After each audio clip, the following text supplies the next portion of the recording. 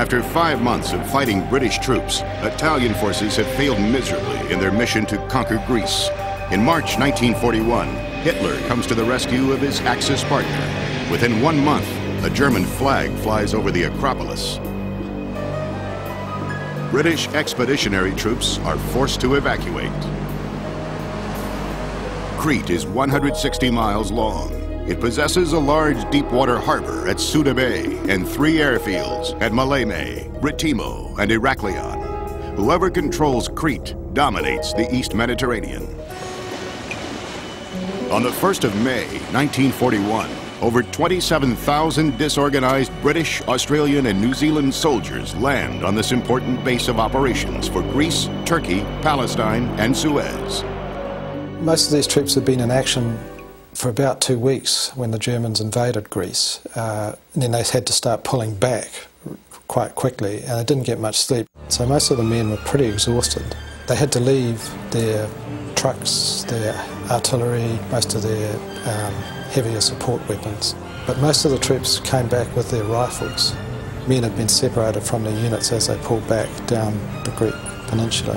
All units were in need of reorganisation as soon as they reached Crete. Most of them expected that they would head on to Egypt. They didn't expect to fight in Crete.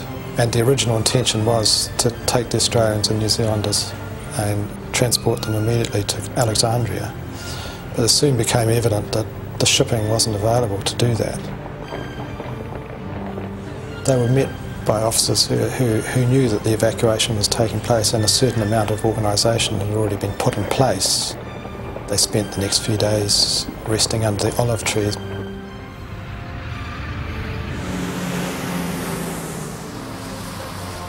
Having taken Greece, the next obvious target is Crete, but the method of invasion is open to debate. The Germans are aware of the British Navy's strength in the Mediterranean. Reich Marshal Hermann Goering insists on an invasion by air.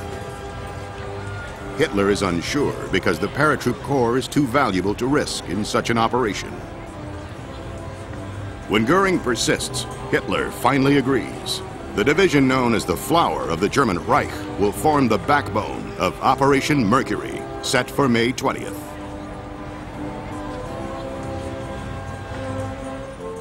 Fallschirmjäger-Division was a parachute division, and it was a organization established very much like the American Airborne, which was designed to be carried into battle by jumping out of an airplane with a parachute, and some of them also to land in gliders that would be released. And what they insisted on was very, very extensive physical training, how to fall without breaking all your bones.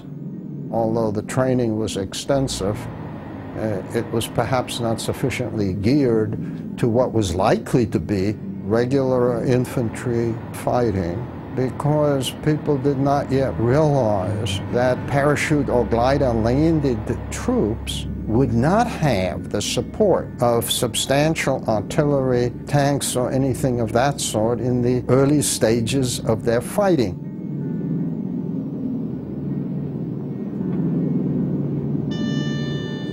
On May 12th, British intelligence reports a German invasion of Crete is imminent. The force responsible for defending the island is composed chiefly of Greeks, New Zealanders, and Australians. Crete force was put under the command